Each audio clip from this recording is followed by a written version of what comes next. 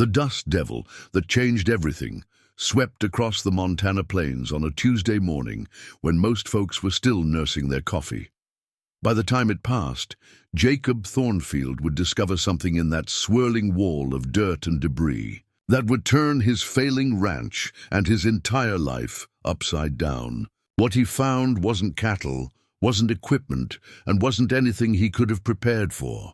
It was a woman, blind and unconscious, wearing a wedding dress that had seen better days, with no memory of how she'd gotten there and no one looking. For her, before we jump back in, tell us where you're tuning in from, and if this story touches you, make sure you're subscribed because tomorrow I've saved something extra special for you.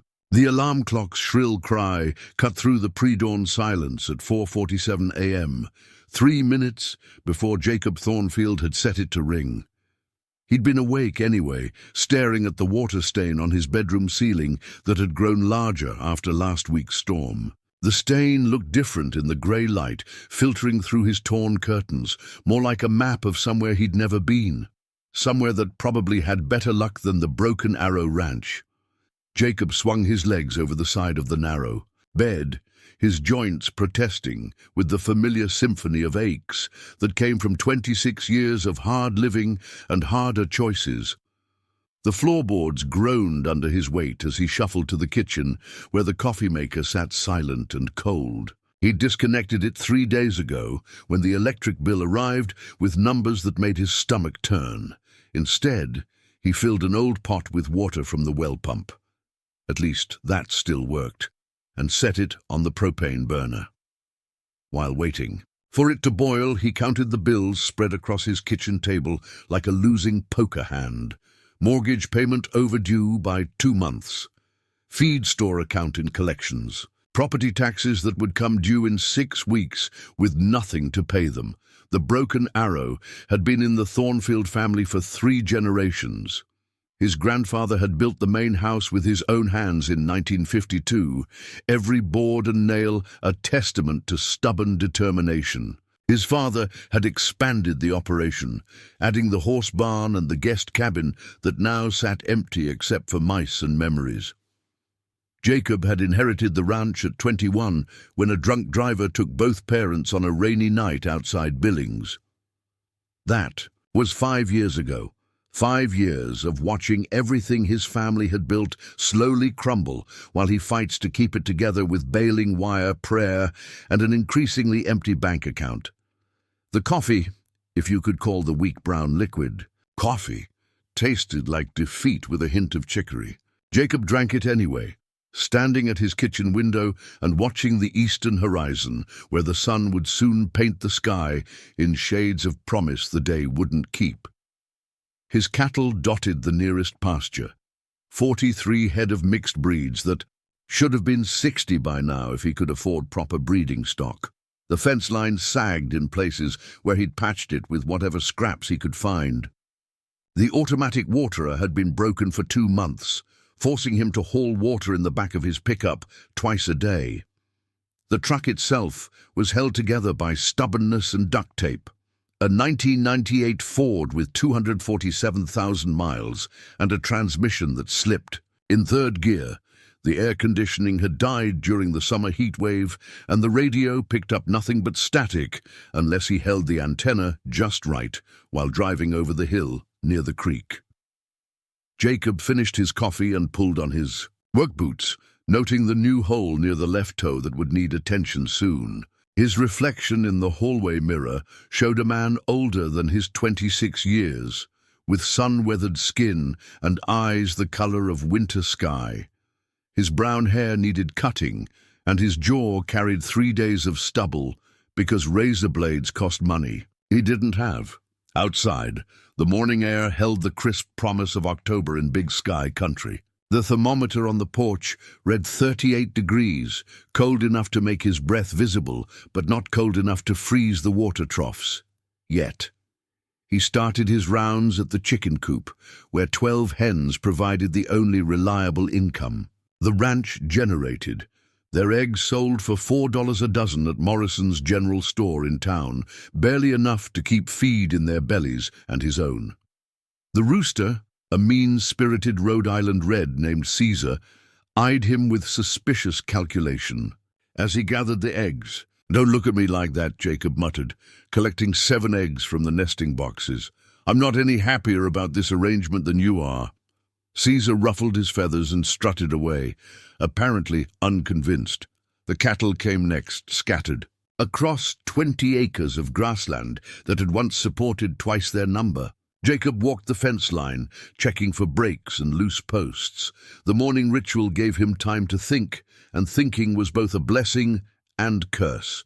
He'd tried everything to save the ranch, sold his father's antique tractor collection, took a part-time job at the grain elevator in town until they laid him off during the slow season, applied for agricultural loans that required collateral he didn't have and credit scores he couldn't reach, even considered selling parcels of land until he learned the property taxes were structured in a way that made partial sales financially impossible.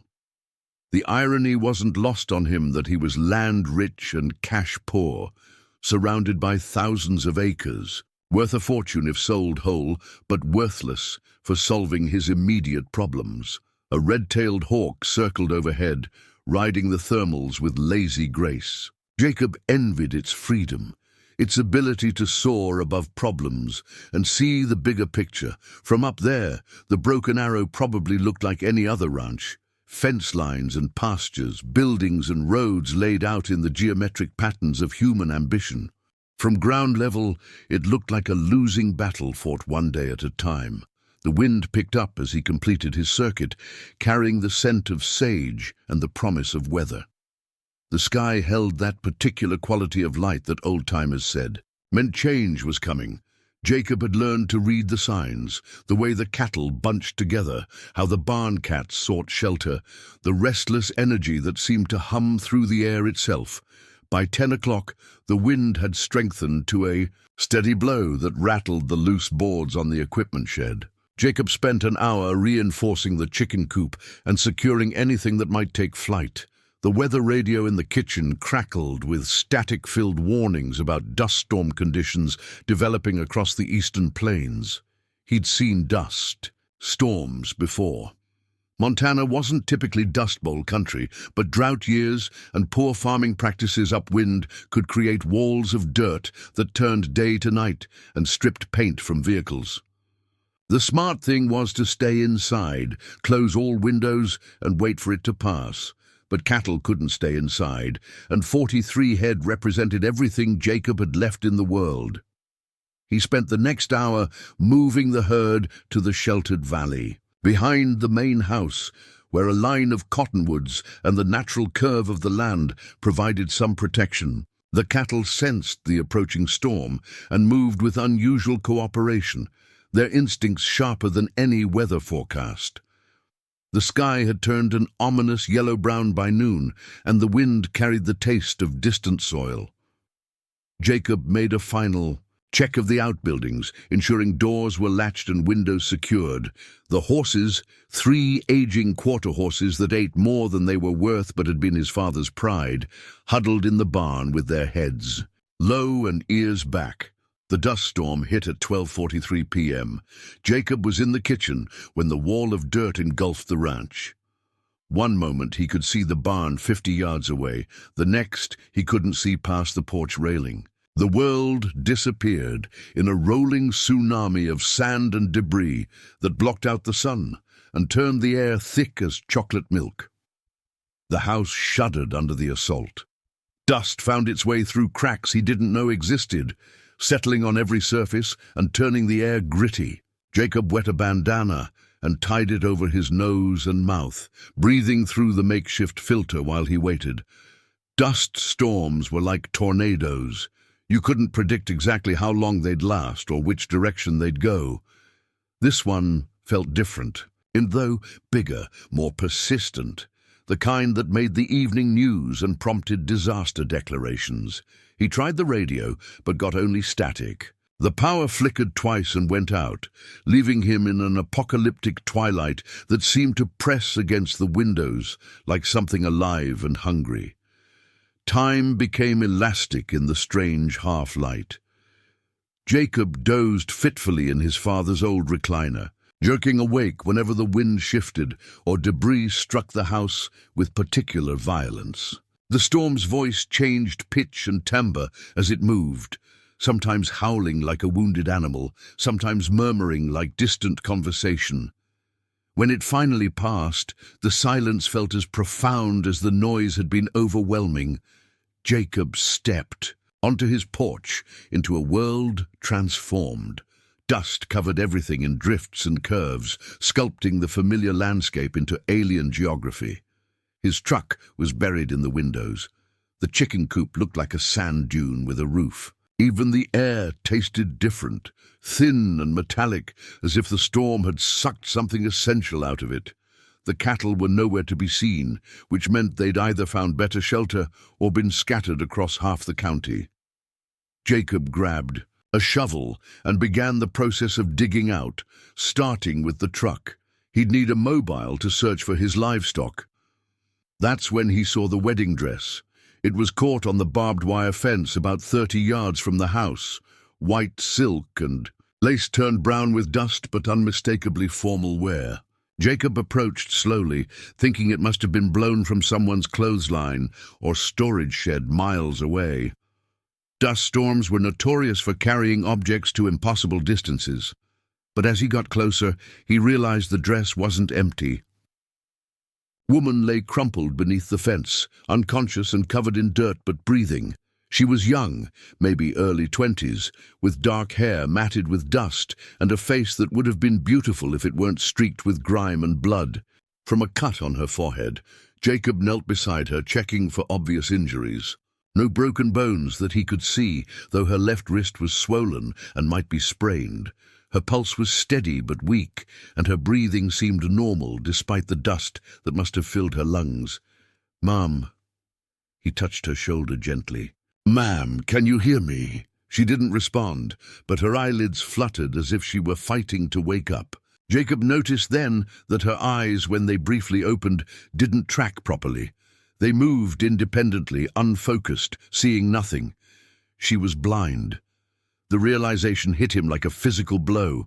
A blind woman, alone in a wedding dress, unconscious, in the aftermath of a dust storm that had traveled hundreds of miles. How was that possible? Where had she come from? And why was no one looking for her? Preparing and narrating this story took us a lot of time, so if you are enjoying it, subscribe to our channel. It means a lot to us. Now back to the story. Jacob scooped her up carefully, surprised by how light she was. The wedding dress was elaborate, with pearl buttons and intricate beadwork that spoke of money and careful planning. This wasn't some casual ceremony dress. This was the kind of gown that cost more than Jacob's truck was worth. He carried her to the house, navigating the dust drifts and debris with careful steps. Inside, he laid her on the living room couch and covered her with his grandmother's quilt. The cut on her forehead needed attention, and she'd need water when she woke up. While he cleaned the wound with antiseptic from his first aid kit, Jacob studied her face. Even unconscious and covered in dust, she was strikingly beautiful. High cheekbones, full lips, delicate features that belonged in magazines rather than on failing ranches in the middle of nowhere, Montana. Her hands told a different story. Soft, with perfectly manicured nails and skin that had never known hard labor. No calluses, no scars, no wedding ring despite the dress. Whoever she was, she came from money and privilege, a world as foreign to Jacob as the surface of Mars. The woman stirred as he finished cleaning her cut, murmuring something too soft to understand. Her unfocused eyes opened and closed several times before staying open, staring at nothing with the particular intensity of the blind. "Where?" she whispered, her voice hoarse from dust and confusion. "Where am I?" "You're safe," Jacob said, keeping his voice gentle. "You're at the Broken Arrow Ranch in Montana. I found you after the dust storm."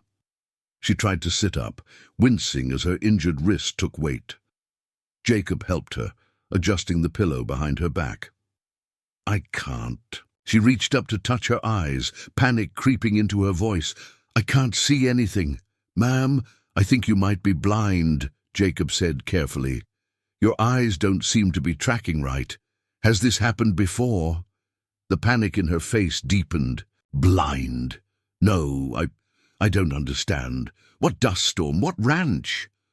Her hands fluttered to her dress, feeling the elaborate fabric with growing confusion. "Why am I wearing—" She trailed off, her face cycling through emotions Jacob couldn't read. Fear, confusion, something that might have been relief, then fear again. "What's your name?" he asked. She was quiet for so long he thought she might not answer. When she finally spoke, her voice was barely a whisper. "I don't know."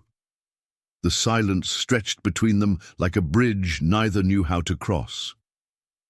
Jacob watched her face cycle through expressions he recognized from his own mirror during the worst. Nights, confusion, fear, and the particular kind of loss that came from having nowhere to turn. "You don't remember anything?" he asked, settling into the chair across from her. "Your name? Where you came from? What happened before the storm?" She shook her head slowly, wincing as the movement aggravated whatever injury had left her unconscious. Her fingers traced the intricate beadwork on her dress with the careful precision of someone learning the world through touch. "This dress," she said finally. "It's expensive, isn't it? The fabric, the construction.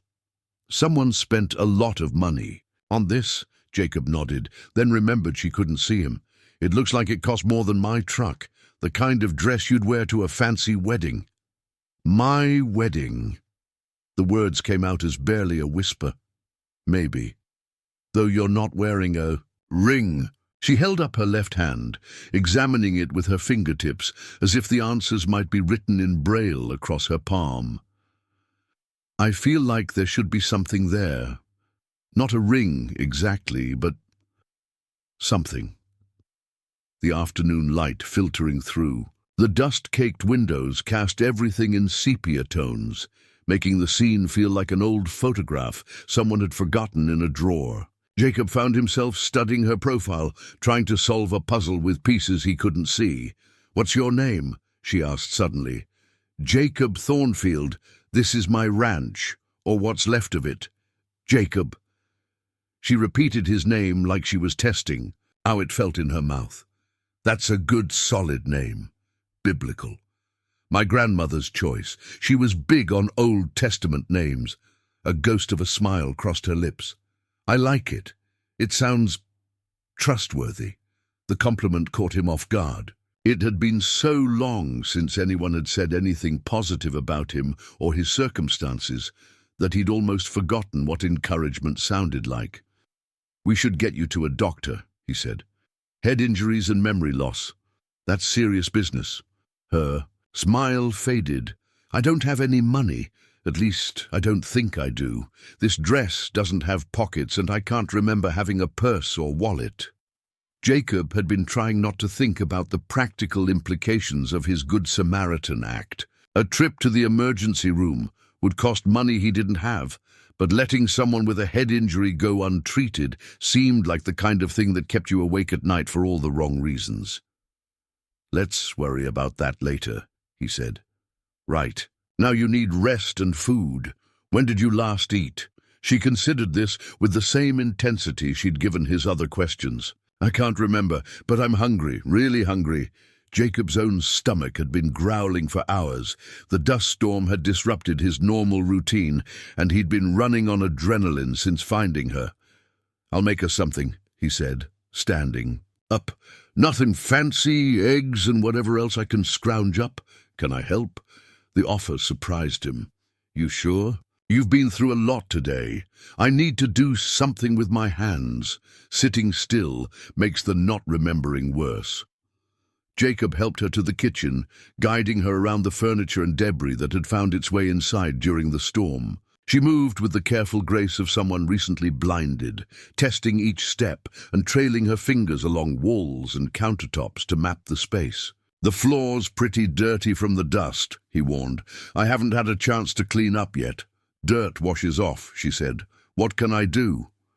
He set her up at the kitchen table with a bowl of eggs to crack while he cleared space on the stove and located a pan that wasn't coated in dust. Watching her work, he was struck by how quickly she adapted. Her movements were deliberate and careful, but not hesitant. She cracked eggs with the efficiency of someone who'd done it before, even if she couldn't remember when or where. "You're good at that," he observed. "Am I? It feels natural, but then again, maybe everyone knows how to crack eggs. Trust me, they don't. I've seen grown men turn a dozen eggs into abstract art." That earned him another smile, and Jacob found himself working harder to keep the conversation light. There was something about her presence that made the kitchen feel less empty, less like a museum of his family's fading dreams. He scrambled the eggs with cheese, the last of a block he'd been rationing, and added some herbs from his grandmother's garden that had somehow survived both neglect and the dust storm. The result was simple but filling, the kind of meal that tasted better shared than eaten alone. "This is delicious," she said after her first bite. "Simple but perfect. My grandmother's recipe. She always said the secret was not to overthink it." Smart woman. I wish I could remember if I knew anyone like that. They ate in comfortable silence for a while, the only sounds the scrape of forks against plates and the settling cracks of the old house. Outside, the wind had died to a whisper, and Jacob could hear his cattle lowing in the distance. At least some of them had survived the storm. "Jacob," she said eventually, "can I ask you something personal?" "Shoot." "This ranch, you said it was... What's left of it? Are you in trouble?" The question was so direct it took him by surprise. Most people danced around his financial situation, treating it like a contagious disease they might catch by acknowledging it. "Why do you ask?" "The way you move around the house, like you're saying goodbye to things. And earlier, when you were talking about the doctor, I could hear the worry in your voice, not just about me, about money." Jacob set down his fork, studying her face. Her unseeing eyes seemed to look right through him, but her expression was gentle, not judgmental. "You're pretty observant for someone who can't see. Maybe that's why I can hear it so clearly. So, are you in trouble?" "Yeah," he admitted. "Pretty deep trouble. This place has been in my family for 3 generations, and I'm about to be the one who loses it." "How deep?" The question should have felt intrusive, but somehow it didn't. Maybe it was because she was a stranger with no memory, someone who couldn't judge him based on his family's history or the community's expectations. "Mortgage is 2 months behind. Property taxes due in 6 weeks. Feed bills, equipment loans, medical debt from when my parents died. The numbers don't add up, and I'm running out of things to sell." "What would you need to save it?" Jacob had run the calculation so many times the numbers were burned into his brain. "Realistically, about 40,000 to get current on everything, and buy enough time to turn things around. Might as well be 40 million. She was quiet for a long moment, pushing the remaining eggs around her plate. "That's a lot of money. More than I'll see in the next 5 years, assuming I can find steady work after this place gets foreclosed." "You love it here." It wasn't a question, and Jacob didn't treat it like one. "It's been home for as long as I can remember. My grandfather built the main house with his own hands. My father expanded the operation, added the horse barn and guest cabin. 3 generations of Thornfields have worked this land, raised cattle, built something that mattered. And now I'm the one who let it all fall apart." She reached across the table, her hand finding his with surprising accuracy. Her fingers were warm and soft, a stark contrast to his own work-roughened skin. "You didn't let anything fall apart," she said firmly. "Sometimes the world just happens to us, and we do the best we can with what we're dealt." The simple kindness in her voice nearly undid him. Jacob realized it had been months since anyone had offered him comfort or understanding instead of advice, or pity. "Thank you," he said quietly. "For what?" "For not telling me what I should have done differently." She squeezed his hand gently before letting go. I don't remember much, but I'm pretty sure judgment is easier when you're not the one carrying the weight. After lunch, Jacob helped her explore the house, letting her map the layout with her hands and feet. She ran her fingers along the walls, furniture and door frames with the systematic thoroughness of someone creating a mental blueprint. In the living room, she paused at the mantelpiece, where family photographs chronicled 3 generations of Thornfield history. Jacob described each picture: his grandparents on their wedding day, his father as a young man with his first horse, family Christmas mornings and summer barbecues. "You look like your father," she said, her fingers tracing the frame of a photo. She couldn't see. How could you possibly know that? Your voice changes when you talk about him, gets warmer. And the way you describe his face, it's like looking in a mirror and seeing someone you admire. Jacob had never thought about it that way. But she was right. His father had been everything Jacob aspired to be: strong, reliable, someone who kept his word and took care of his responsibilities. He would have figured out how to save this place, Jacob said. Maybe. Or maybe he would have faced the same challenges you're facing and done exactly what you're doing, fighting for every day and refusing to give up. The guest cabin proved to be in better shape than Jacob had expected. The dust storm had left its mark, but the structure was sound and the basic amenities functional. He spent an hour cleaning and airing it out while she organized the small kitchen with the patience of someone who understood that rushing led to mistakes. "This is perfect," she said when he'd finished. "Are you sure you don't mind me staying here? Where else would you go? You don't remember anything and you don't have any money. Besides, I could use the company. What if I'm married? What if someone is looking for me?" Jacob had been wondering the same thing. "Then we'll figure that out when it happens. For now, you need a safe place to recover, and I've got a safe place. Seems like a fair trade." That evening, as the sun set behind the mountains in a blaze of orange and gold, Jacob walked her back to the main house for dinner. The cleanup from the dust storm would take days, but the immediate crisis had passed. His cattle were scattered, but alive, his buildings damaged but standing, and he had a house guest who saw him more clearly blind than most people did with perfect vision. "Jacob," she said, as they sat on the porch watching the stars emerge. "What should I call myself? I can't just be hey you indefinitely. What feels right to you?" She was quiet for several minutes, tilting her head as if listening to something he couldn't hear. "Emma," she said finally. "I don't know why, but when I think about having a name, that's what comes to mind." "Emma," Jacob repeated. "That's a good name. Emma Thornfield has a nice ring to it, don't you think?" The comment was so casual, it took him a moment to process what she'd said. When he did, his face grew warm in the darkness. "Emma," he started, but she was already laughing. "Sorry, that came out wrong. I meant Emma staying at the Thornfield ranch. Not Emma married to a Thornfield, though you seem like good husband material."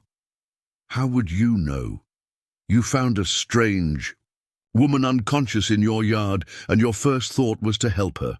You fed me, cleaned my wounds, gave me a place to stay, and haven't asked for anything in return. Either you're genuinely kind, or you're playing a very long game. Maybe I'm just too tired to be anything but honest. Maybe. Or maybe you're exactly the kind of person your grandmother raised you to be." Jacob found himself smiling in the darkness. Emma, the name suited her, had a way of seeing the best in things, even when she couldn't see it all. It was a gift he'd forgotten existed, and he realized how much he'd missed having hope in his life. "Emma? Yes? I'm glad the storm brought you here. Even though I'm another mouth to feed and another problem to solve, especially because of that. Turns out my problems feel smaller when I'm helping someone else with theirs." "That," she said softly, "might be the nicest thing anyone has ever said to me, at least as far as I can remember." 3 days after the dust storm, Jacob woke to the sound of Emma singing. Her voice drifted through his bedroom window from the direction of the guest cabin, a haunting melody that seemed to float on the morning air like mist over water. He'd never heard the song before, but it carried the weight of something ancient and sorrowful, the kind of music that lived in the spaces between heartbeats. Jacob dressed quickly and stepped onto his porch, drawn by the sound. Emma sat on the cabin's front steps, her face turned toward the sunrise she couldn't see, her voice weaving through notes that seemed to come from somewhere deeper than memory. When the song ended, the silence felt profound. "That was beautiful," he called out, walking toward her. "What was it?" She startled slightly, then smiled. "I don't know. I woke up with it in my head, like it had been there all night waiting for me to remember it. You have a gift." "Do I?" "It doesn't feel like talent, more like something I can't not do. Like breathing." Jacob settled beside her on the steps, noting how she'd arranged herself to catch the morning sun. 3 days of recovery had brought color back to her cheeks and steadiness to her movements, but questions about her past multiplied rather than diminished. The previous evening, she demonstrated an uncanny ability to navigate the ranch incomplete. Darkness, moving through the barn and outbuildings with confidence that seemed impossible for someone who'd been blind for less than a week. When Jacob mentioned it, she'd gone quiet for a long time before admitting she didn't understand it either. "I've been thinking about your cattle," she said now, interrupting his thoughts. "What about them?" "Yesterday, when you were checking on them, you mentioned they were scattered but healthy. How many are still missing?" Jacob had been putting off a complete count, dreading what he might find. 7, maybe 8 heads. They could be anywhere within a 20-mile radius after a storm like that. "What happens if you don't find them?" "I lose money I can't afford." "To lose? Each cow represents about $800 in value, plus whatever calves they might have produced. It's the difference between barely surviving and completely drowning." Emma was quiet for a moment, her fingers tracing patterns. On the wooden step. "I want to help you find them."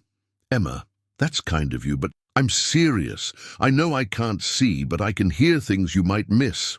Cattle low, move through brush, leave tracks. There might be ways I can help that don't require sight." Jacob studied her profile, noting the determined set of her jaw. It's a rough country out there. Gullies, ravines, places where a person could get hurt even with perfect vision. "I'm not made of glass, Jacob, and I'm tired of being helpless." The frustration in her voice was raw and honest.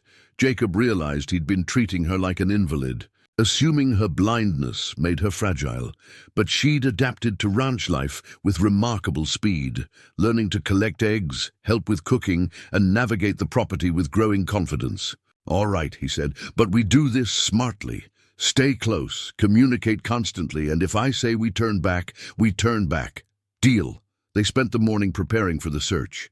Jacob loaded the truck with rope, first aid supplies, and enough water for a full day.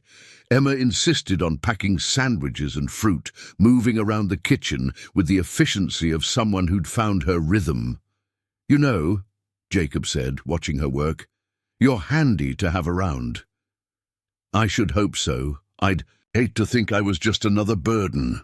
"You're not a burden. You're—" He paused, searching for the right words. "You're the first good thing that's happened to this place in a long time." She stopped what she was doing, her hand stilling on the sandwich she was wrapping. "Jacob, you don't have to say things like that. I'm not saying it to be kind. I'm saying it because it's true." The silence that followed was charged with something neither of them seemed ready to name. Emma resumed her work, but Jacob caught the slight smile that played at the corners of her mouth. They started the search in the valley where the cattle had been sheltering before the storm. The fence line was damaged in 3 places, creating gaps large enough for confused animals to wander through. Jacob pointed out the tracks and signs while Emma listened with intense concentration. "There," she said suddenly, pointing toward a cluster of cottonwoods about a 1/4 mile away. "Do you hear that?" Jacob stopped and listened. After a moment, He caught it. The faint sound of cattle moving through brush, the occasional low that indicated distress or confusion. "How did you hear that from here?" "No visual noise," Emma said simply. "When you can't see, you learn to listen differently."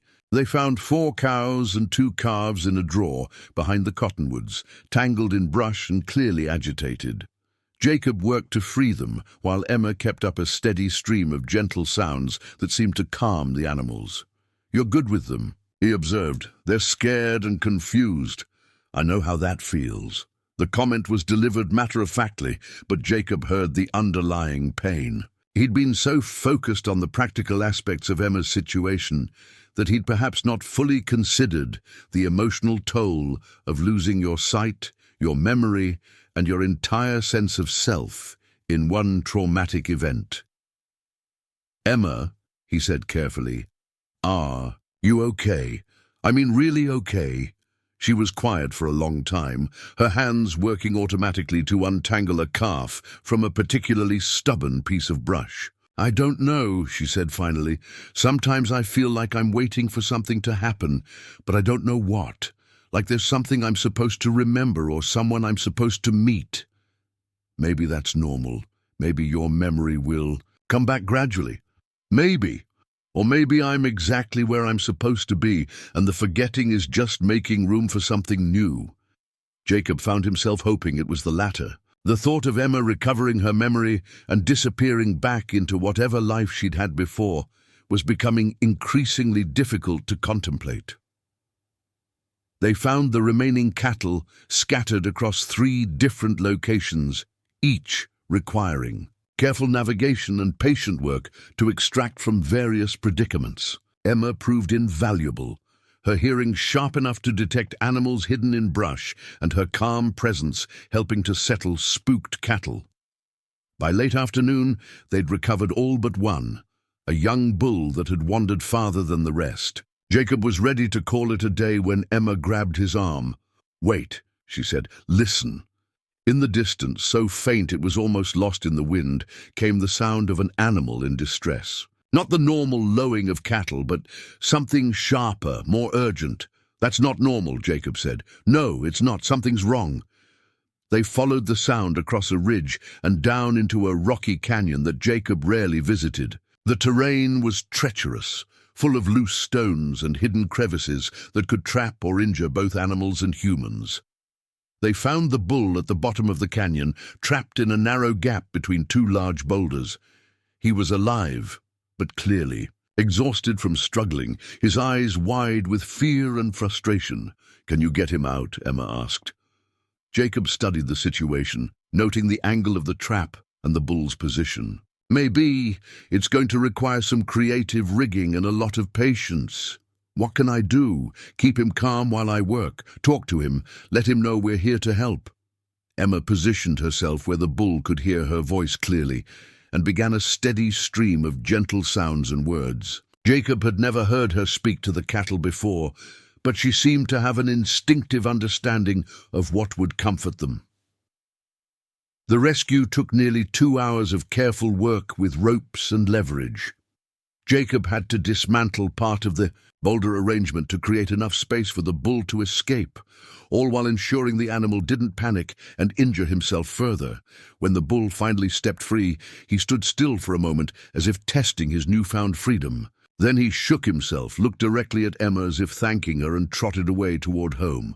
"Well," Jacob said, wiping sweat from his forehead, "that's the last of them. All 43 heads accounted for?" "All 43, thanks to you." Emma smiled, her face flushed with exhaustion and satisfaction. "I told you I could help. You did more than help. You saved me thousands of dollars and probably saved that bull's life. We saved him. Together." The word hung between them, loaded with meaning that extended far beyond cattle rescue.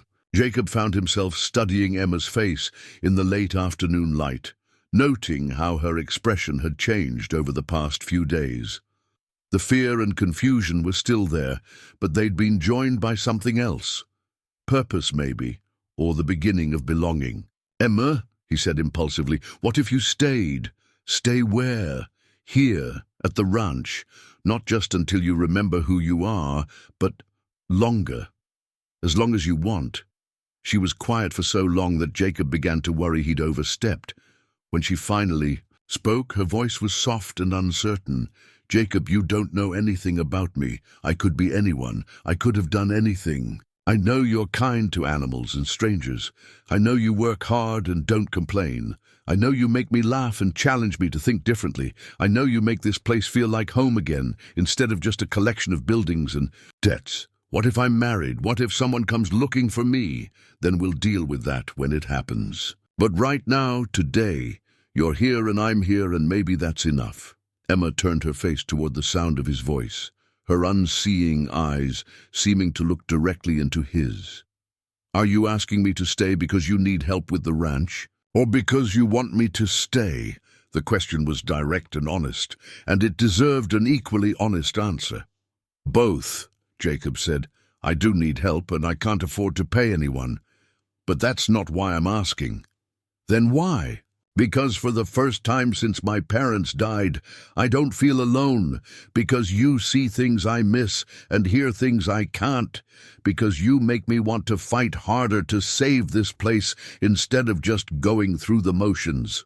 And if I stay, what happens to us? Jacob felt his heart rate increase.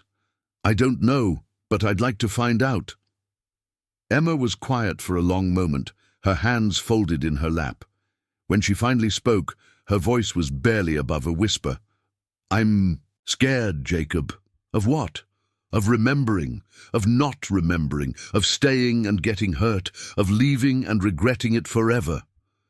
Jacob reached out and took her hand, noting how perfectly it fit in his. I'm scared too, but maybe being scared together is better than being scared alone. Is that what you think this is? Us being together? I think, Jacob said carefully, that whatever this is, it's worth finding out. Emma squeezed his hand, and when she smiled, it was like watching the sun break through storm clouds. Okay, she said, I'll stay, at least for now. At least for now, Jacob agreed, though he was already hoping for much longer than that. They made their way back to the ranch as the sun set behind the mountains, painting the sky in shades of pink and gold. The cattle were settling in for the night, and smoke rose from the chimney of the main house, where Jacob had banked the fire before they left. Jacob, Emma said as they reached the guest cabin, thank you. For what? For making me feel like I have a choice. Like I'm not just a problem to be solved or a responsibility to be managed. You're not either of those things. What am I then? Jacob looked at her standing in the doorway of the cabin, silhouetted against the warm light spilling from inside. Her wedding dress had been replaced by practical clothes they'd found in his mother's closet, but she was still beautiful in a way that made his chest tight. You're Emma, he said simply, and that's enough. She smiled and disappeared inside, leaving Jacob standing alone in the gathering darkness. Above him, the first stars were appearing, and somewhere in the distance, his cattle were settling down for the night.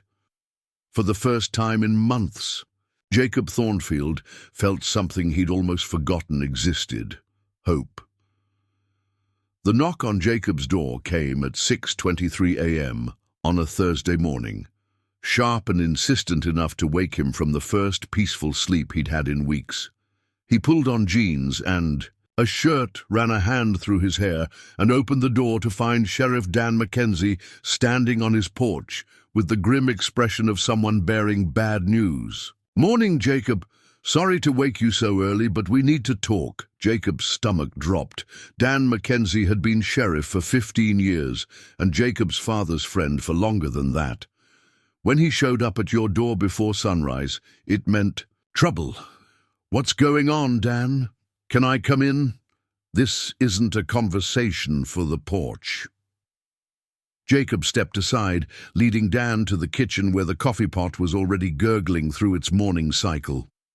Emma must have started it before returning. To the cabin, a small kindness that had become part of their daily routine. Coffee? Jacob offered. Thanks. Dan settled his bulk into one of the kitchen chairs, his uniform creaking with the movement. He was a big man gone soft around the middle, with graying hair and eyes that had seen too much of the world's ugliness. To be easily surprised, Jacob poured 2 cups and sat across from his unexpected guest, noting how Dan's gaze kept drifting toward the window that faced the guest cabin. "So," Jacob said carefully, "what brings you out here at this hour?" Dan wrapped his hands around his coffee mug, using the warmth to buy himself time. "Got a call yesterday from the state police. They're looking for a missing person, a young woman, mid-20s, last seen in Billings about a week ago." Jacob's blood chilled. "What's this got to do with me? Description matches someone who might be staying on your property. Dark hair, about 5'6", wearing a wedding dress when she disappeared." The coffee turned bitter in Jacob's mouth. "What else did they tell you?" "Her name's Elena Castellanos. She's the daughter of Marcus Castellanos, owns a chain of hotels across the southwest. Rich family, influential people, the kind who make phone calls when their daughters go missing." "Elena," Jacob repeated, testing the name. It didn't sound right somehow, didn't fit the woman who'd been sharing his meals and helping with his cattle. "Jacob, I need to ask, is there someone staying in your guest cabin?" There was no point in lying. Dan would find out anyway. And Jacob had never been good at deception. "Yes. Is she the woman they're looking for?" "I don't know. Maybe.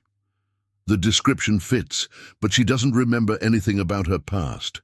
Head injury from the dust storm." Dan leaned back in his chair, studying Jacob's face. "Tell me what happened." Jacob laid out the story.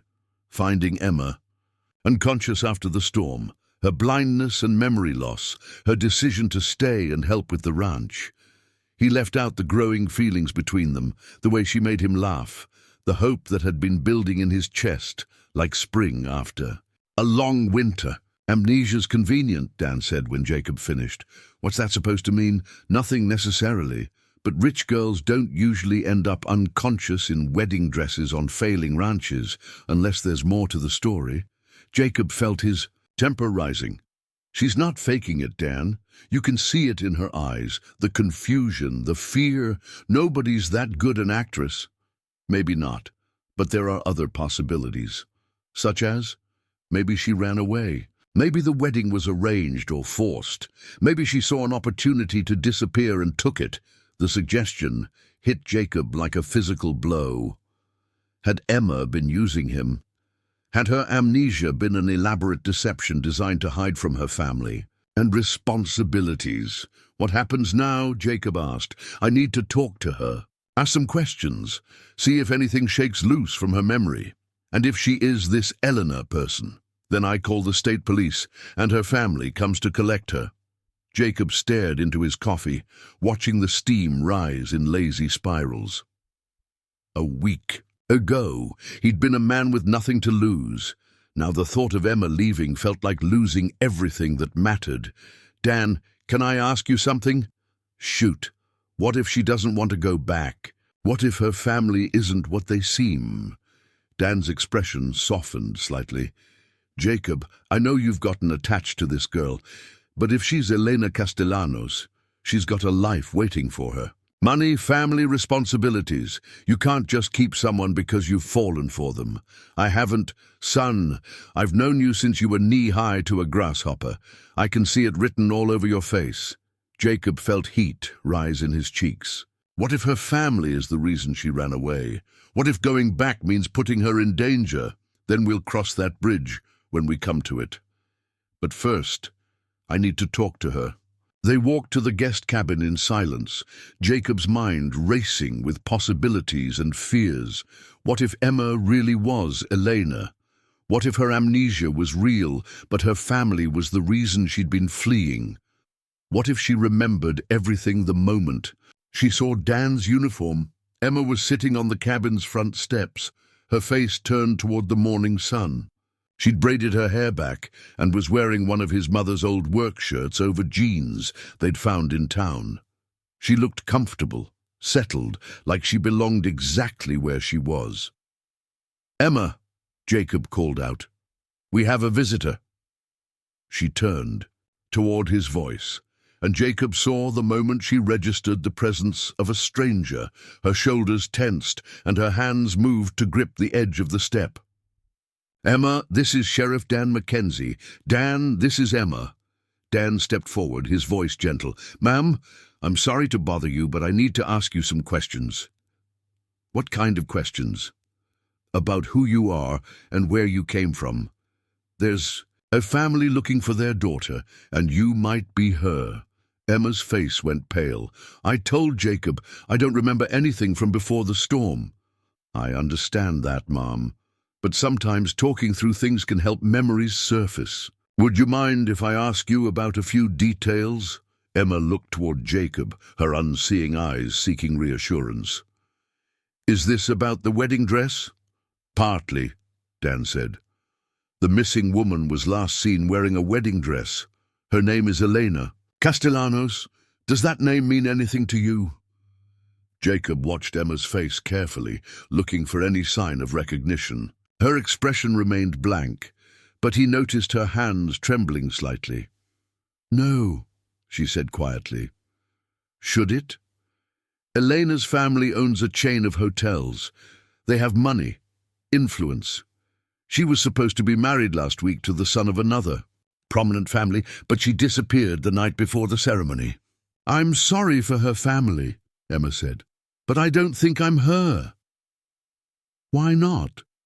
Emma was quiet for a long moment, her head tilted as if listening to something only she could hear. "The name doesn't feel right. When Jacob calls me Emma, it feels like coming home. Elena feels like wearing someone else's clothes." Dan pulled out a photograph and held it where Jacob could see. "This is Elena Castellanos." Jacob's heart sank. The woman in the photograph was undeniably Emma. Same face, same dark hair, same delicate features, but the expression was different. Where Emma's face held warmth and determination, Elena's held something colder, more distant. "It's her," Dan said quietly.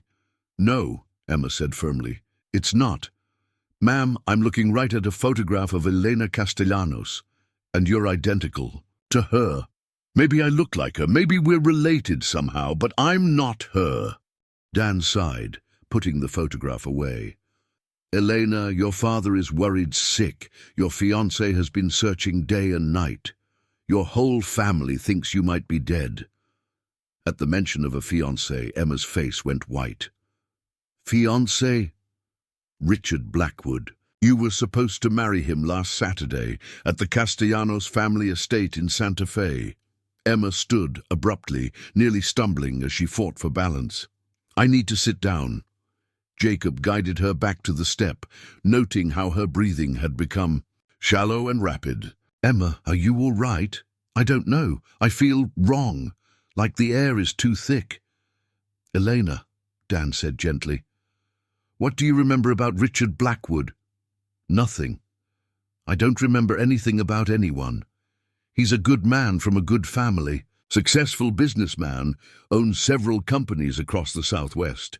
Your families have been friends for years." Emma shook her head violently. "Stop! Please stop! Elena, my name is Emma." The words came out as a shout, surprising everyone. "I don't care what photographs you have or what families are looking. For me, I'm Emma. I live here and I'm not going anywhere." Dan looked at Jacob with raised eyebrows. "She seems pretty adamant." "Because I know who I am," Emma continued. "Maybe not where I came from or what happened before, but I know who I am now. I'm the woman who helps Jacob with his cattle and makes coffee in the mornings and feels safe for the first time in as long as I can remember feeling anything. Mom, I understand this is difficult, but do you?" Emma stood again, her hands clenched into fists. "Do you understand what it's like to wake up with no past, no family, no identity, except what you build for yourself day by day? Do you understand what it's like to finally find a place where you belong and then have someone tell you it's all a mistake?" Jacob had never seen Emma this agitated. Her usual calm composure had cracked, revealing something fierce and desperate underneath. "Emma," he said softly, "nobody's saying you have to leave, aren't they?" She turned toward Dan's voice. "Sheriff, are you planning to arrest me if I don't go back to this family voluntarily?" Dan shifted uncomfortably.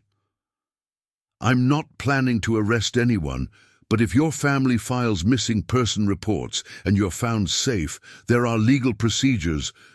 I'm an adult. I have the right to choose where I live and who I associate with. You do. But if you're suffering from amnesia due to a head injury, there are questions about your capacity to make informed decisions." The words hung in the air like a threat. Jacob felt something cold settle in his stomach as he realized the implications. "What exactly are you saying, Dan?" "I'm saying that if Elena Castellanos is mentally incapacitated due to injury, her family might have legal grounds to make decisions on her behalf." Emma sank back down onto the step, the fight going out of her as quickly as it had appeared. "They can force me to go back. Not necessarily, but they can petition for guardianship, especially if they can prove you're not competent to make your own decisions." Jacob felt his world tilting. "She's perfectly competent. She's been helping me run this ranch, making decisions, taking care of herself." That may be true, but a court might see things differently, especially if her family has resources to hire good lawyers. "So what happens now?" Emma asked, her voice small and defeated. "I have to report that I've found you, but I don't have to do it immediately. I could give you some time to think things through, maybe try to remember more about your situation." "How much time?" "A day or two, maybe a week if I'm creative with my paperwork." Emma reached out, her hand finding Jacob's and gripping it tightly. "What do you think I should do?" Jacob looked at her, really looked at her. Seeing Emma but knowing she might be Eleanor, seeing the woman he'd fallen for but understanding she might belong to someone else entirely. "I think," he said carefully, "that you should do whatever feels right to you, and whatever you decide, I'll support you, even if it means losing everything." Jacob squeezed her hand, his heart breaking and mending simultaneously. "Emma, you're not something I can lose. You're someone I've been lucky enough to know." She smiled then, sad and beautiful and heartbreaking. "Thank you." Dan cleared his throat. "I'll give you until Sunday to decide. After that I have to make the call." "Sunday," Emma repeated. 3 days. 3 days, Jacob confirmed. After Dan left, they sat in silence on the cabin steps, watching the sun climb higher over the mountains. Jacob's cattle moved peacefully through the pasture, and somewhere in the distance a hawk circled on invisible currents. "Jacob," Emma said finally, "what if I really am Elena Castellanos?" "Then you're Elena Castellanos." "That's not what I mean. What if I have a life I can't remember? What if people are depending on me? What if you ran away for a good reason? What if the life you can't remember wasn't worth living?" Emma was quiet for a long time. "I keep thinking about that fiancé, Richard Blackwood. The name makes me feel cold, empty, like winter that never ends. Maybe that means something, or maybe it means nothing. Maybe I'm just a confused woman with a head injury, trying to justify abandoning her responsibilities." Jacob turned to face her, taking both her hands in his. "Emma, I want you to know something. Whatever you decide, wherever you go, whatever you remember or don't remember, these past few days have been the best of my life." "Jacob, I'm not saying it to pressure you or make your decision harder. I'm saying it because it's true and because you deserve to know that you matter. You've made my life better just by being in it." Emma leaned against him, her head resting on his shoulder. "What are we going to do? We're going to take it one day at a time, and on Sunday you're going to make whatever choice feels right in your heart. And if my heart is wrong, then we'll deal with the consequences together. Above them, The hawk cried once and disappeared over the ridge, leaving only blue sky and the sound of cattle settling into their daily routine. The black Mercedes appeared on the horizon at exactly 2:47 p.m. on Friday, cutting through the Montana landscape like a knife through canvas. Jacob spotted it from the barn, where he was repairing a broken gate hinge, the luxury sedan so out of place among the rolling hills and sagebrush that it might as well have been a spaceship. "Emma," he called toward the house where she was hanging laundry on the line. "We've got company." She froze, a wet shirt still clutched in her hands. "The sheriff?" "No, this is someone else." The Mercedes navigated the ranch's dirt road with careful precision, its driver clearly unfamiliar with the terrain. Jacob could see two figures in the front seats, a man and a woman, both wearing dark clothing that spoke of money and urban sophistication. "Should I hide?" Emma asked, moving closer to Jacob's side. "No. If they're here, they already know you're here. Better to face whatever this is head on." The car came to a stop 30 yards from the house, and the driver's door opened to reveal a man in his mid-50s wearing an expensive suit and the kind of confidence that came from never having to check a bank balance. He was tall and lean, with graying hair and sharp features that belonged on corporate boardrooms and country club terraces. The passenger door opened to reveal a woman of similar age, elegantly dressed in black, her face tight with worry and something that might have been anger. She moved with the controlled grace of someone accustomed to being watched and judged. "Elena," the woman called out, her voice carrying across the yard with the authority of someone used to being obeyed. "Elena, come here right now." Emma flinched as if she'd been struck. "I know that voice. Your mother?" I think so." "God, Jacob, I think that's my mother." The man approached first, his eyes fixed on Emma with laser intensity. When he spoke, his voice carried a slight accent that suggested money and education. "Elena Marie Castellanos, you have put this family through hell." Emma stepped backward, bumping into Jacob. "My name is Emma. Your name is Elena, and you are my daughter." The man's voice rose with each word. "Do you have any idea what you've done? Do you understand the chaos you've created?" "Marcus, please." The woman moved to her husband's side, her own voice strained with emotion. "She's clearly not well." Marcus Castellanos turned his attention to Jacob, his expression shifting from parental fury to cold assessment. "You must be the man who's been harboring my daughter. I'm Jacob Thornfield, this is my ranch. And you found Elena after some sort of accident?" "Yes, sir. After the dust storm last week. She was unconscious and injured." "And it never occurred to you to contact the authorities immediately?" Jacob felt his temper rising. "She had a head injury and no memory. I was more concerned with getting her medical attention than—" "What medical attention?" Marcus's voice sharpened. "What doctor examined her?" The question hung in the air like an accusation. Jacob realized he'd made a crucial mistake. In his concern for Emma's emotional state and his own financial situation, he'd never taken her to see a proper doctor. We were planning to— You kept an injured woman with memory loss isolated on a remote branch without medical care?" Marcus's voice was deadly quiet. "Mr. Thornfield, that borders on criminal negligence. Now wait just a minute. Elena, get in the car."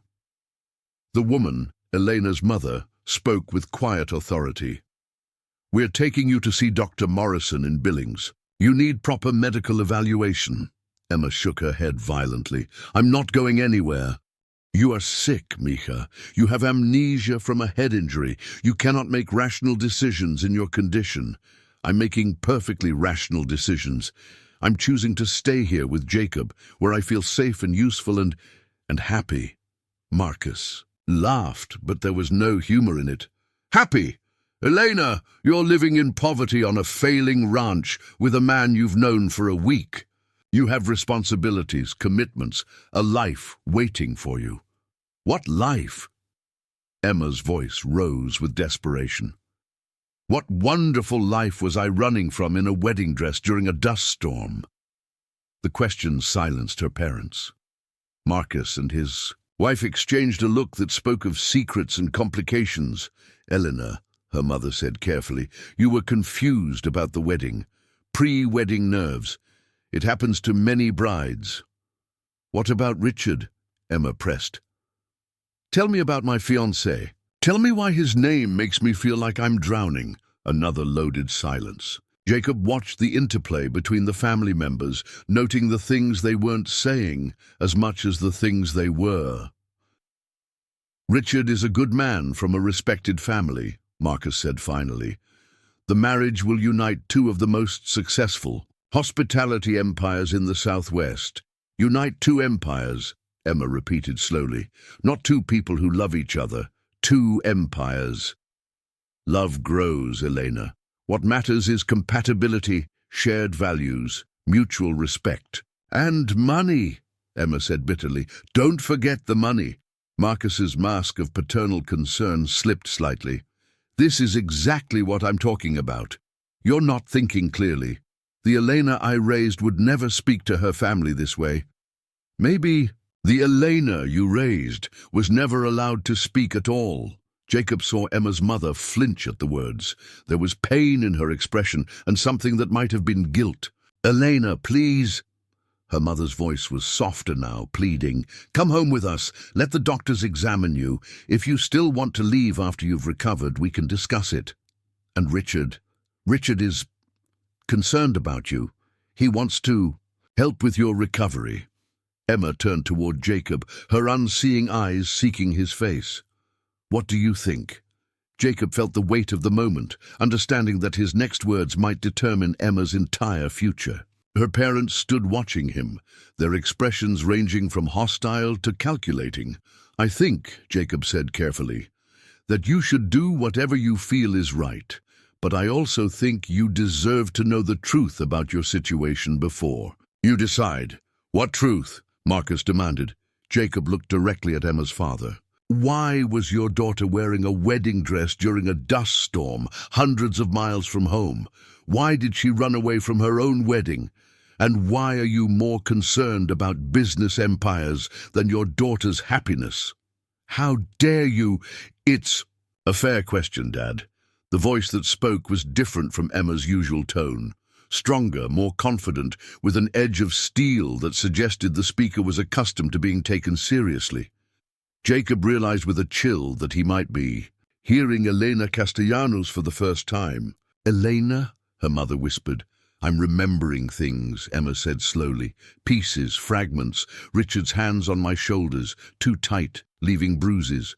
Arguments about the wedding, about money, about what I could and couldn't do after we were married." Marcus paled slightly.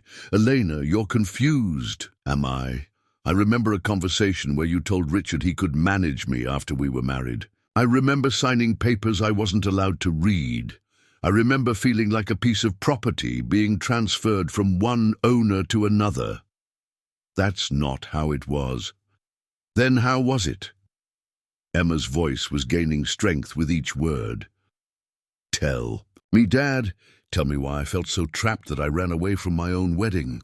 The silence stretched until Jacob thought it might snap. Finally, Emma's mother spoke, her voice barely above a whisper. "Because we needed the merger with the Blackwood companies. Our hotels are failing, Elena. We're on the verge of bankruptcy, and Richard's family offered to buy us out as part of the marriage contract. So you sold me. We secure your future. Richard agreed to take care of you, to give you everything you could want. Except freedom. Except choice. Except the right to say no." Marcus stepped forward, his composure cracking. "Elena, you don't understand business. You never have. This marriage would have solved everything. For you, it would have solved everything for you." Jacob watched the family drama unfold with growing understanding. Emma hadn't lost her memory in the dust storm. She'd been running from a forced marriage, from parents who saw her as a business asset rather than a daughter. "Emma," he said quietly. She turned toward his voice, and he saw tears streaming down her face. "I remember, Jacob. I remember why I ran. And what do you remember about Richard? Her face went white. He said marriage was a contract, and I was expected to fulfill my obligations. He said love was a luxury neither of us could afford, but that I'd learn to appreciate the security he could provide. And the bruises. Jacob's voice was deadly quiet. He said I needed to learn respect, that my father had been too lenient with me, but that would change after the wedding. Marcus stepped forward angrily. That's enough. Elena, you're clearly suffering from trauma-induced delusions. Show them your wrists. The voice belonged to Emma's mother, and everyone turned to stare at her in shock. Show them your wrists, Elena. Emma slowly rolled up her sleeves, revealing faded bruises on both wrists, finger-shaped marks that spoke of someone grabbing her too hard, too often. Oh, God, Jacob breathed. Those are from Richard, Eleanor's mother said, her voice hollow. She came to me the week before the wedding, begging me to call it off. She showed me the bruises and told me he'd been correcting her behavior. And you did nothing? Jacob's voice was filled with disgust. We told her to give Richard time, that he was just nervous about the wedding. Tears were streaming down the woman's face now. We said all marriages required adjustment periods. Marcus looked like a man watching his world collapse. The contracts were already signed. The merger papers were in place. If the marriage didn't happen, your daughter was being abused, and you cared more about your business deals? We thought. We hoped. Richard promised it would get better after the wedding. Emma sank onto the porch steps, her face in her hands. I remember it. All now. The fear, the feeling of being trapped, the certainty that if I married Richard I'd disappear completely. Jacob sat beside her, taking her hand in his. So you ran. I got in my car and started driving. I didn't know where I was going, just away. The storm caught me somewhere in Colorado. My car broke down and I started walking. I must have been walking for hours when the dust storm hit. And your blindness? I don't know. Maybe the trauma, maybe something from the storm.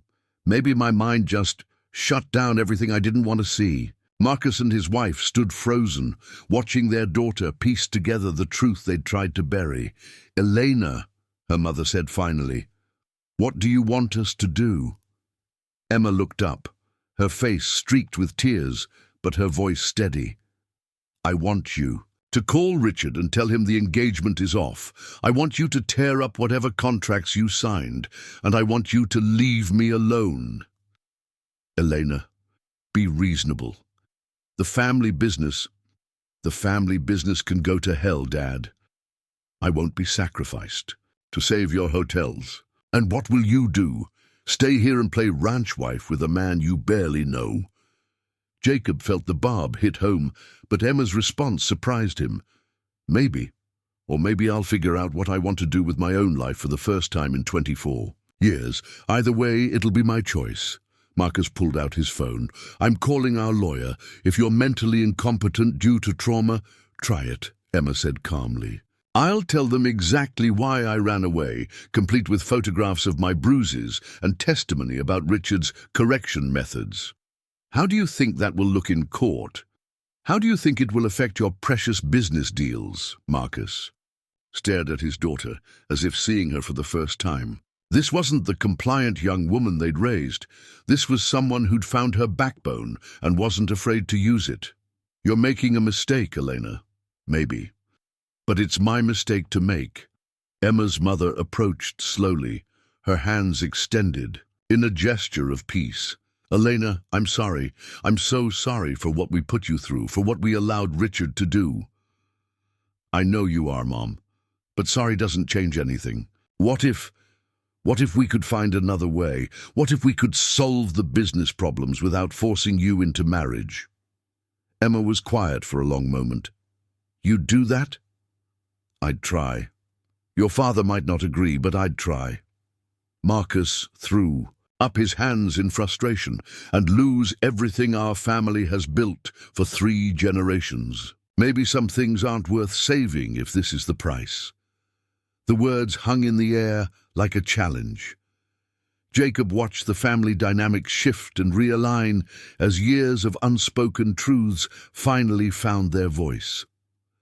"I need time to think," Emma said, finally.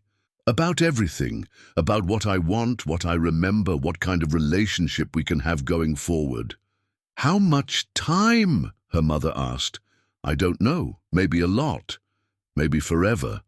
Marcus and his wife exchanged another look, this one filled with resignation and something that might have been respect.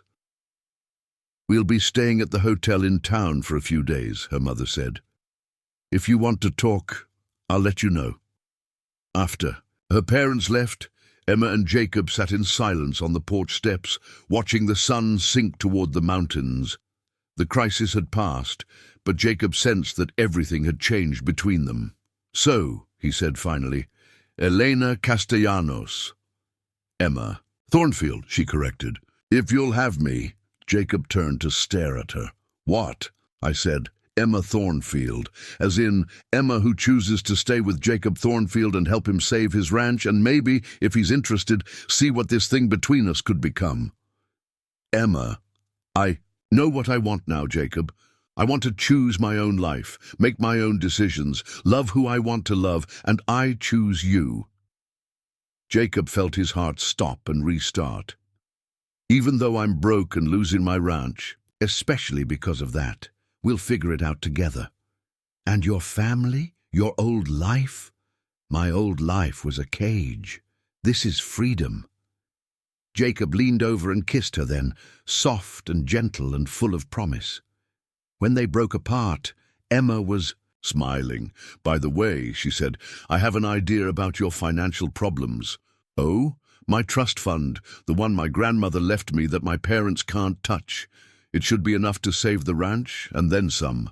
Jacob stared at her in shock. "Emma, I can't. It's not charity, Jacob. It's an investment in us, in our future." "Our future?" "Well," Emma said with a grin, "someone's going to have to teach me how to be a proper ranch wife. I figure that might take about 50 years or so." Jacob laughed, the sound carrying across the valley like music. "I think I can manage that." Above them, the first stars appeared in the darkening sky, witnesses to the beginning of something neither of them had dared to hope for just a week ago. The silver Porsche that roared up the ranch road 3 days later carried trouble in its wake like dust from a summer storm. Jacob spotted it from the horse barn where he was mucking stalls, the sports car's aggressive engine note cutting through the morning quiet with mechanical violence. "That's not your parents," Jacob called to Emma, who was feeding chickens near. "The coop." She froze at the sound, her face going pale. "No, that's Richard."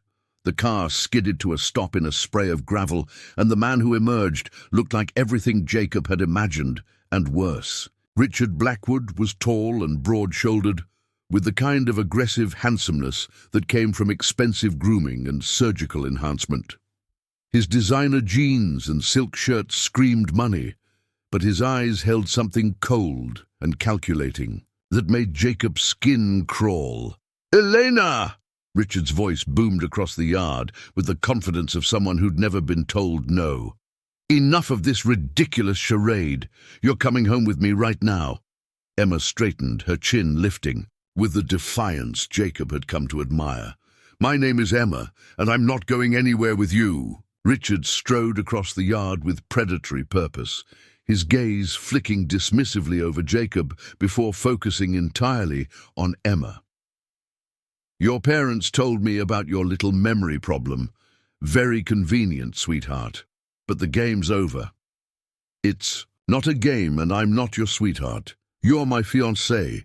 You signed contracts, made commitments. Your family owes my family significant money, and our marriage is the collateral on that debt." Jacob stepped between them, his hands clenched at his sides. "The lady said she's not interested." Richard laughed, but the sound held no warmth.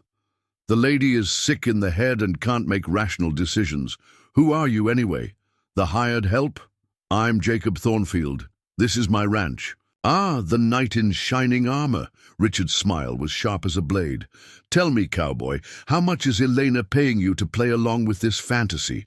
Nobody's paying me anything. No? Then you're an even bigger fool than I thought. Richard turned his attention back to Emma. Elena, stop this nonsense. You have responsibilities, obligations. People are depending on you. What people? You? My parents? People who see me as a business transaction? I see you as my future wife, as the mother of my children, as someone who will help me build an empire that will last generations. Emma shuddered visibly. You see me as breeding stock and a business merger. I see you as what you are, a spoiled rich girl who's never had to face real consequences. But that ends now. Richard pulled out his phone and showed Emma the screen. These are photos of the contracts your father signed. Marriage agreements, financial guarantees, merger documents. If you don't honor these commitments, your family loses. Everything, the hotels, the land, the trust funds, all of it goes to my family to settle the debt. Emma's face went white. That's not possible. Your father was more desperate than you knew. He put up everything as collateral, including your trust fund. The only way to save any of it is for you to marry me as agreed. Jacob felt his stomach drop. Emma's trust fund, the money she'd offered to save his ranch, was part of the collateral. If she didn't marry Richard, it would all disappear. You're lying, Emma said, but her voice lacked conviction. Call your father. Ask him about the additional papers he signed after you ran away. Ask him what happens to your precious family legacy if you don't come home. Emma's hands trembled as she reached for her phone. The conversation with her father was brief and devastating. When she hung up, tears were streaming down her face. It's true, she whispered. Everything's tied to the marriage contract. If I don't marry Richard, my family loses everything, including my grandmother's trust fund. Richard's smile was triumphant and cruel.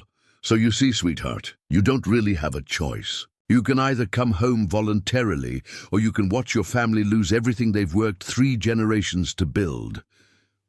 Jacob watched Emma's shoulders sag under the weight of impossible choices. The woman who'd found her strength and independence just days ago was being crushed by emotional blackmail and financial manipulation. There has to be another way, Jacob said. There is, Richard replied smoothly. Elena marries me, honors her commitments, and everyone gets what they deserve. And what do you get out of it? Emma asked quietly.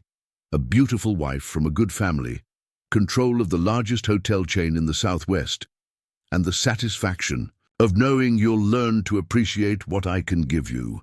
The possessive way he said control made Jacob's blood boil. This wasn't about love or partnership.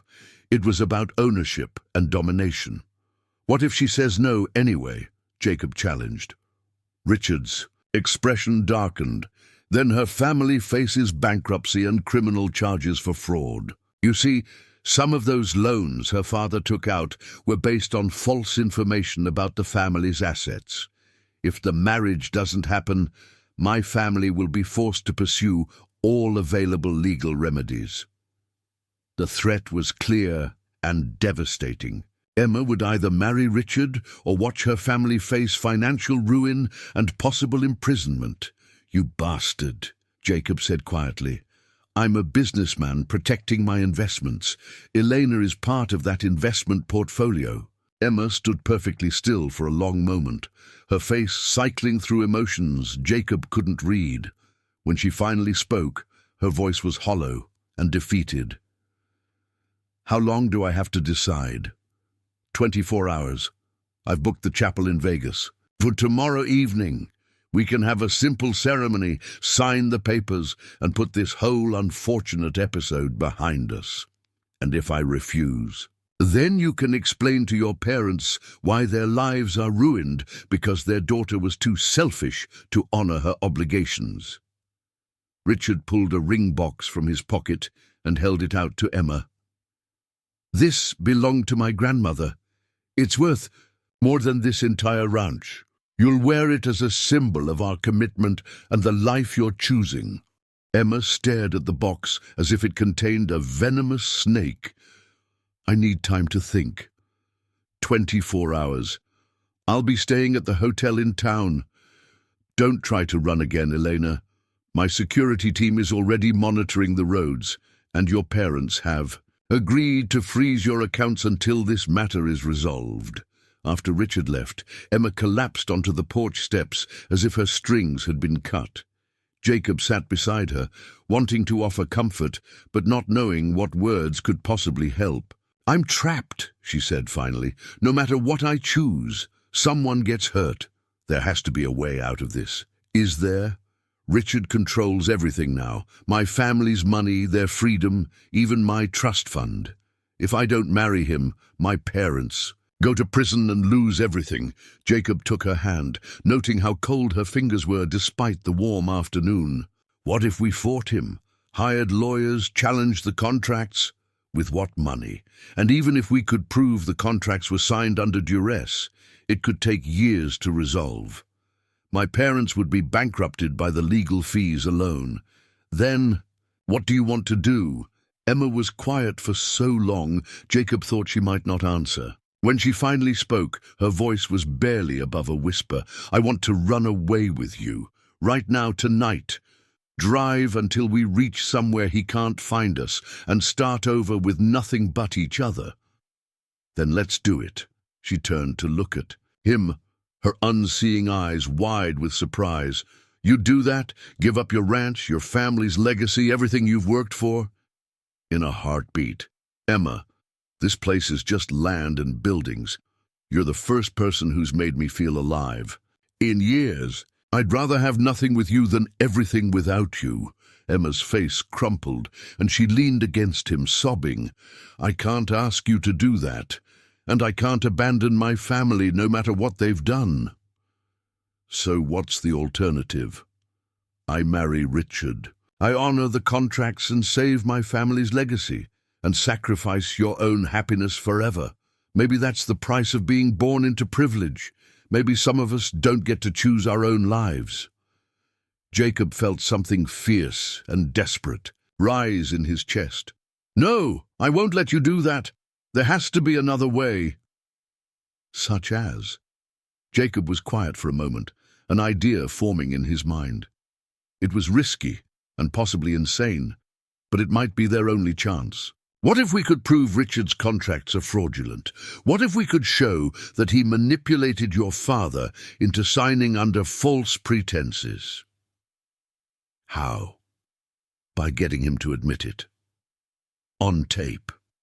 If we could record him bragging about how he trapped your family." Emma shook her head.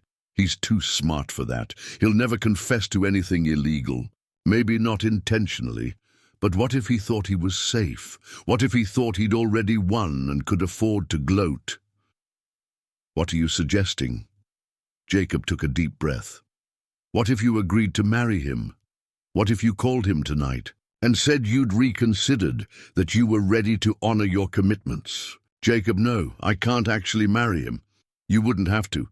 We'd record the conversation, get him to reveal the truth about how he manipulated the contracts.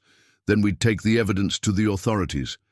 And if it doesn't work, if he doesn't say anything incriminating, then we run, tonight before the wedding. At least we'll have tried to save your family first."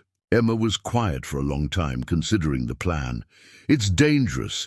If Richard suspects we're recording him, if he realizes it's a trap, then we'll deal with that when it happens. But Emma, we can't just let him win without a fight." She squeezed his hand, and when she spoke, her voice held a note of hope he hadn't heard since Richard's arrival. "Okay, let's try it." That evening, Jacob set up his phone to record while Emma made the call. Her performance was flawless, the perfect combination of defeated resignation and reluctant acceptance. "Richard, it's Elena. I've thought about what you said, and you're right. I can't let my family suffer because of my selfishness." Richard's voice was smooth and triumphant. "I knew you'd see reason, sweetheart. You're making the right choice." I want to understand the arrangements, the contracts, the financial details. If I'm going to be your wife, I should know how you how you convinced my father to agree to everything. Your father made it easy. He was so desperate to save the family business that he would have signed anything I put in front of him. I simply made sure the terms were favorable to my interests. How favorable? Richard laughed, the sound carrying across the phone with cruel amusement. Let's just say that once we're married, I'll control not only your family's hotels, but also their personal assets, including your trust fund. Your father signed papers giving me power of attorney over all family finances in case of default on the marriage contract. That seems excessive. It's called leverage, Elena. I learned a long time ago that people are much more cooperative when you control what they value most. In your family's case, that's money and social standing. And the criminal charges you mentioned. A little creative accounting in the loan applications. Nothing too serious, but enough to cause problems. If anyone decided to investigate, of course, once we're married and the loans are satisfied, those irregularities will be overlooked. So you're saying my father committed fraud at your suggestion? I'm saying your father was a drowning man who grabbed the lifeline I offered, even though it came with hooks. Not my fault he didn't read the fine print. Emma's hand was shaking as she held the phone, but her voice remained steady. And after we're married, what happens then? Then you learn to be the kind of wife I need. Obedient, supportive, focused on family and business rather than ridiculous romantic notions. Your little adventure here has shown me that you need more structure in your life, more guidance. What kind of guidance? Richard's voice dropped to something that made Jacob's skin crawl. The kind that ensures you never run away again. The kind that helps you understand your place in our marriage and our business empire. Don't worry, sweetheart. I'm very good at teaching obedience. Emma ended the call and immediately collapsed into Jacob's arms, shaking with revulsion and fear. Did you get it? Jacob checked his phone, relief flooding through him. Every word. Richard just confessed to financial manipulation, coercion, and fraud, plus threats of domestic abuse. Is it enough? It should be. We need to get this to the authorities tonight before the wedding. Emma pulled back to look at him, her face streaked with tears, but her voice steady. Jacob, what if this doesn't work? What if they can't stop him in time? Then we run. Tonight, right now if you want. And your ranch? We'll still be here if we ever come back. Emma, you matter more than any piece of land. She kissed him then, fierce and desperate and full of hope. I love you, Jacob Thornfield. I love you too, Emma. Whatever your last name ends up being. They spent the next hour copying the recording to multiple devices and calling Sheriff Mackenzie. By midnight, state police were involved, and by dawn, Richard Blackwood was in custody for fraud, extortion, and conspiracy. The contracts were declared invalid due to coercion and false pretenses. Emma's family's assets were frozen pending investigation, but the criminal charges were dropped in exchange for their cooperation with the fraud case. Standing on the porch as the sun rose over the mountains, Emma and Jacob watched the last police car disappear down the ranch road. So, Jacob said, what happens now? Now we figure out what our life looks like, together. Even with all the legal mess, the family drama, the uncertainty about your trust fund. Emma smiled, and Jacob realized it was the first truly free smile he'd seen from her, especially because of all that. We'll build something that's ours, something no one can take away or manipulate or use against us. It won't be easy. The best things never are. Jacob looked out over his land, his family's legacy that he'd nearly lost, and felt something he hadn't experienced in years. Not just hope, but certainty. Whatever challenges lay ahead, he and Emma would face them together. Mrs. Thornfield, he said softly. I like the sound of that, Emma replied. But let's make it official first. Is that a proposal? It's a promise to choose each other every day for the rest of our lives. Jacob kissed her as the sun climbed higher, painting the Montana sky in shades of gold and possibility. In the distance, his cattle moved peacefully through the pasture, and somewhere in the house coffee was brewing. It was, Jacob thought, exactly what happiness was supposed to feel like. 6 months later, Emma Thornfield, the name made official by a simple ceremony at the courthouse in Billings, stood in the kitchen of the main house, watching steam rise from a pot of soup that would feed the crew working on the new horse barn. The kitchen had been transformed from a sparse, lonely space into the warm heart of a home that buzzed with activity and purpose. Through the window, she could see Jacob directing the construction crew with the easy confidence of a man who'd found his footing again. The broken arrow. Natai's ranch was broken no longer. With the settlement money from Richard's criminal case and the restoration of Emma's trust fund, they'd not only saved the ranch but expanded it, adding sustainable practices and diversifying into heritage breed conservation. The irony wasn't lost on Emma that Richard's attempted manipulation had ultimately led to his own downfall and their financial freedom. His confession had revealed a pattern of business fraud spanning years, affecting multiple families across the Southwest. The class action lawsuit had resulted in substantial damages that allowed several families, including the Castellanos, to rebuild their lives on their own terms. "Smells incredible in here," a voice called from the doorway. Emma turned toward the sound, her face lighting up as she recognized the speaker. "Carmen, you made it!" Emma moved toward her mother, who stepped into the kitchen with the careful uncertainty of someone still learning how to navigate a new relationship. Carmen Castellanos had changed dramatically in the months since Richard's arrest. Gone were the designer clothes and perfectly arranged hair, replaced by practical jeans and a simple sweater that suited her far better than the costume of wealth she'd worn for so many years. "I brought those photos you wanted," Carmen said, holding out an envelope. "Pictures of your grandmother, some from when you were little. I thought you might want them for the house." Emma accepted the envelope with genuine warmth. Her relationship with her parents remained complicated, marked by careful boundaries and gradual rebuilding of trust. But they were trying, all of them, to create something healthier than what had existed before. "How's Dad handling the new business?" Emma asked, leading her mother to the kitchen table. Carmen's smile was small but genuine. "Better than I expected. Turns out your father is actually quite good at running a boutique hotel when he's not being pressured to compete with corporate chains. The property in Santa Fe is thriving. The Castellanos family had emerged from Richard's financial manipulations bruised but not broken. They'd sold most of their hotel chain to pay debts and legal fees, keeping only the original property that had started the family business 3 generations ago. It was smaller, simpler, but it was truly theirs again. "And you? How are you adjusting to the new normal?" Carmen was quiet for a moment, her hands wrapped around the coffee cup Emma had placed in front of her. "It's strange, not worrying about profit margins and expansion plans every day, but good strange. I'm learning to garden, if you can believe that.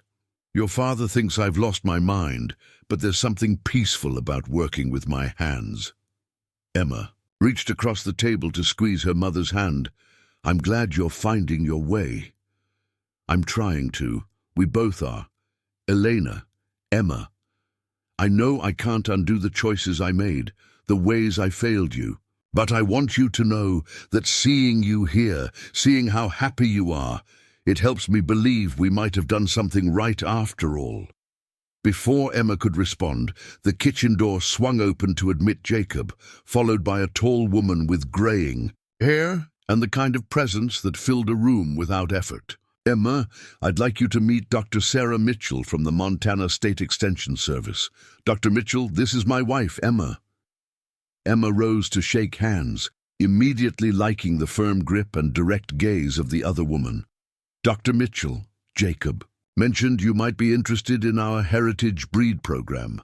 Please call me Sarah, and yes, I'm very interested. What you and Jacob are doing here with rare cattle breeds and sustainable ranching practices is exactly the kind of innovation Montana agriculture needs. They spent the next hour touring the ranch, with Jacob and Emma explaining their vision for preserving endangered livestock breeds while maintaining profitable operations. The program had started with their existing cattle, but had expanded to include rare heritage chickens, sheep, and horses.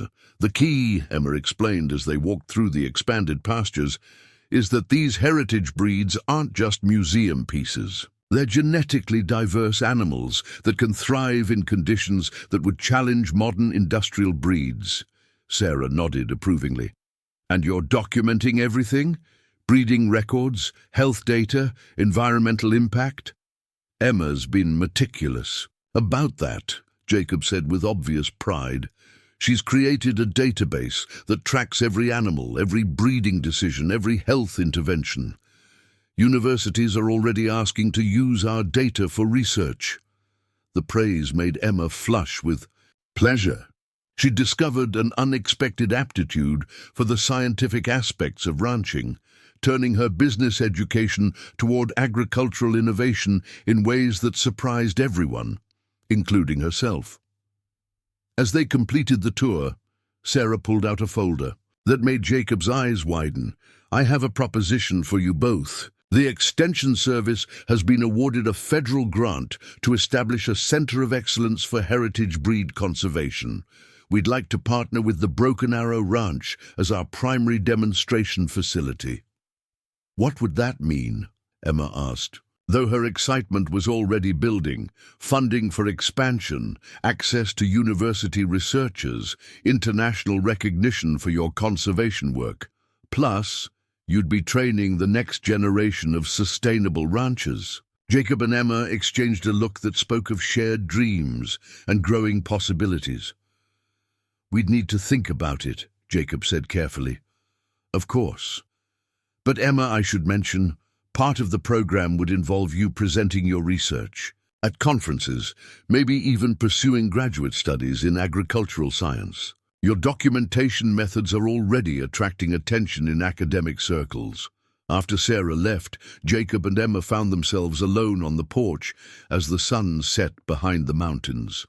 The view was the same one Jacob had stared at during his darkest moments, but everything else had changed. Academic conferences, Jacob mused. Dr. Emma Thornfield has a nice ring to it. It's overwhelming, Emma admitted. 6 months ago, I didn't even know who I was. Now people want me to teach others. You've always been a teacher. You taught me that some things are worth fighting for, that love doesn't have to be a business transaction, that running toward something is better than running away from it. Emma leaned against him, marveling at how perfectly they fit together. Speaking of running toward things, there's something I need to tell you. Oh? She turned to face him, her expression serious but glowing with an inner light that made Jacob's breath catch. I went to see Dr. Morrison in town last week. Jacob felt a moment of concern. Is everything all right? Your vision? My vision is the same, still blind, probably permanently, but that's not why I went. Emma took his hands in hers, her smile widening. Jacob, I'm pregnant. The words hit him like a bolt of lightning. Pregnant, are you sure? Very sure. About 8 weeks along, Jacob swept her into his arms, spinning her around the porch while she laughed with delight. When he set her down, his face was streaked with tears. Emma, this is incredible. Are you happy? Are you scared? How are you feeling? All of the above, but mostly I'm excited. We're going to have a baby, Jacob, a little person who will grow up knowing they're wanted and loved and free to choose their own path. Jacob kissed her then, soft and reverent, as if she were made of precious metal. I love you, Mrs. Thornfield. I love you too, and I love the life we're building together.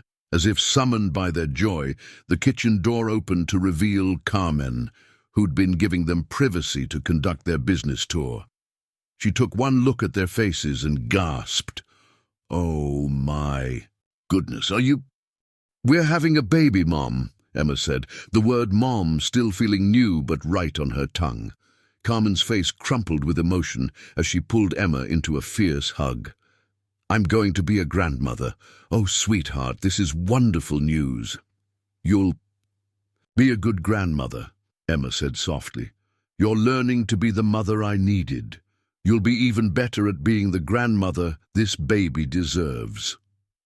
That evening, as Carmen drove back to town with promises to return soon and help, however she could, Jacob and Emma sat on their porch, watching the stars emerge.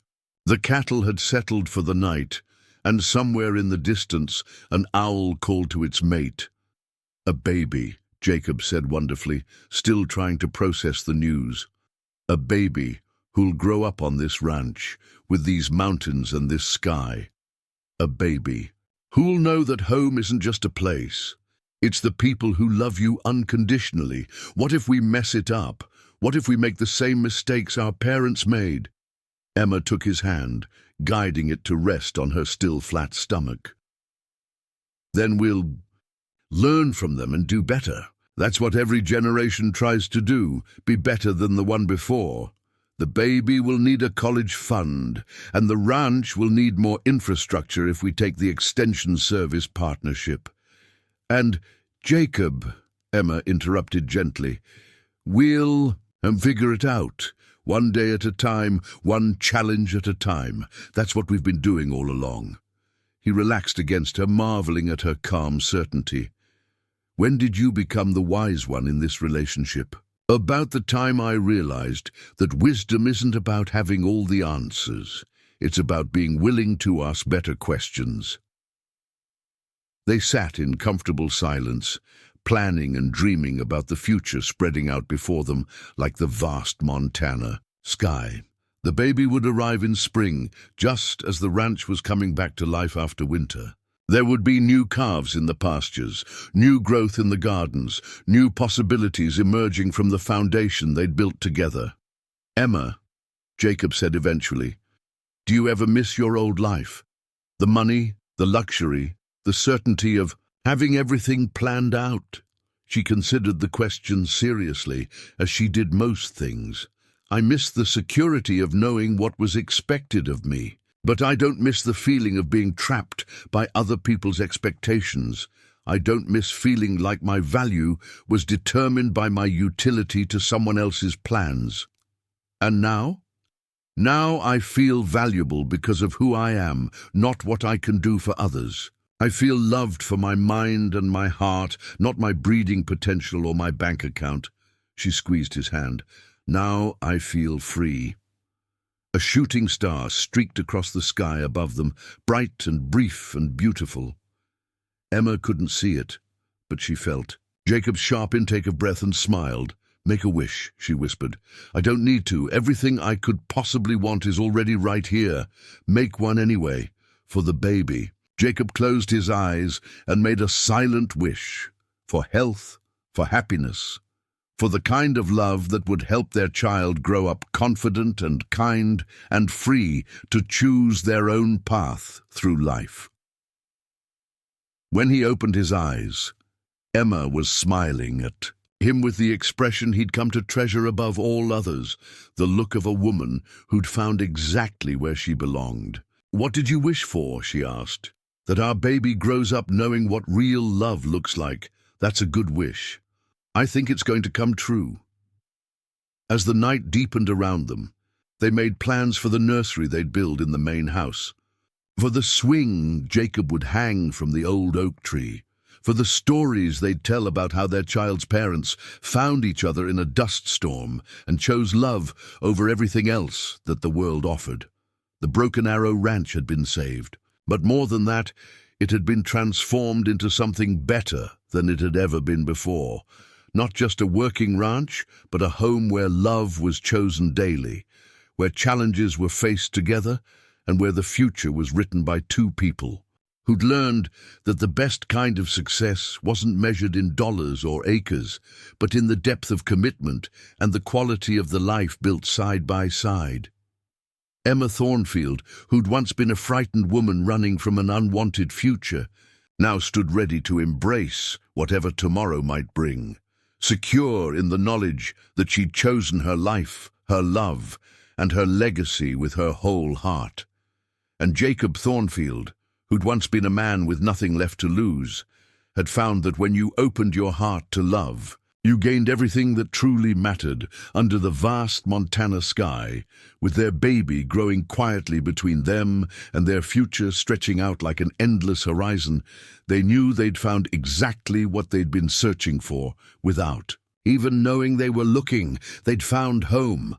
Up next, you've got two more standout stories right on your screen. If this one hits the mark, you won't want to pass these up. Just click and check them out. And don't forget to subscribe and turn on the notification bell so you don't miss any upload from us.